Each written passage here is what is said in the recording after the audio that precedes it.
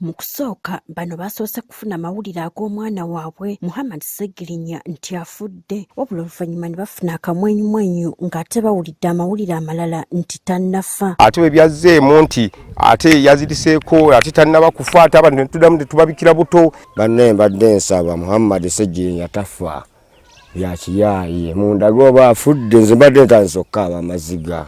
Mu kaseera kano nti ate tufunye amawulire ag'essanyu nti mukwano gwaffe tannaba kufa.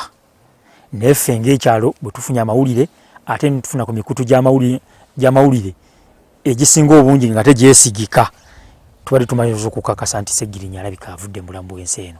Abatuuze benyumiriza mu ngeri Ssegirinya gy'abadde ayambamu ekitundu kyabwe olw'okudduukirira abali mu bwetaavu. Abadde mukozi nnyo ng'ayambako abaana batalina mwasirizi, ayambako bannamwandu mu nnaku enkulu bwe zituuka Yidi oba Christmas ng'alina amatu g'abakola ki g'abaleetera abaana abatalina mwasiriza bawe ebitabo ne kalaamu. Kale Ssegirinya tumwenyumirizaamu nnyo ng'ekyalo.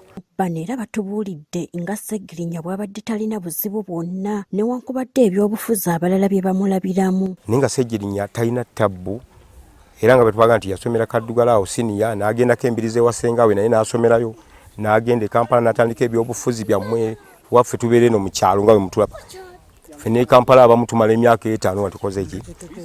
Naye tetumulyangako obuzibu bwonna nti oba alwana bakoze kya ampoze bya politics ebyo nga bibeera. Wasomanga naye Kaddugala wali era neyeyongerayo namuvugako ne ku boda Kawempe. Okusinziira ku ssenga wa Ssegirinya Maria Nakanwagi, ono yava ewaka ng'alina emyaka 14 ng'okufa kwe kuba kubye wala. Yava wano nga mwana muto ng'alinga nga myaka 14 15 n'agenda eyo wa ssengawe embiriizi ze nabagambye n'asomerayo. Omuntu wafuira tuba tulina omwetaaga ennyo ng'omuntu ng'abalinga mulamu kubanga era alina okubeerawo omuntu omulala ng'alina otuyamba. Yahaya Ssengabi akulira essomero lya Kaddugala SS Ssegirinya we yasomera ategeezezza ng'omuyizi waabwe bw'abadde ow'omugaso ennyo eri essomero lye. Ffe ng'essomero tufiiriddwa olw'ensonga nti abantu bwe bati bwe baba mu bifo bye baddemu tubanga tuli basanyufu olw'ensonga amasomero genyumiriza mu bifaananyi eby'abantu bwe batyo, n'abayizi bangi bwe bawulira nti abantu nga Honorable Ssegirinya yaliko e Kaddugala oba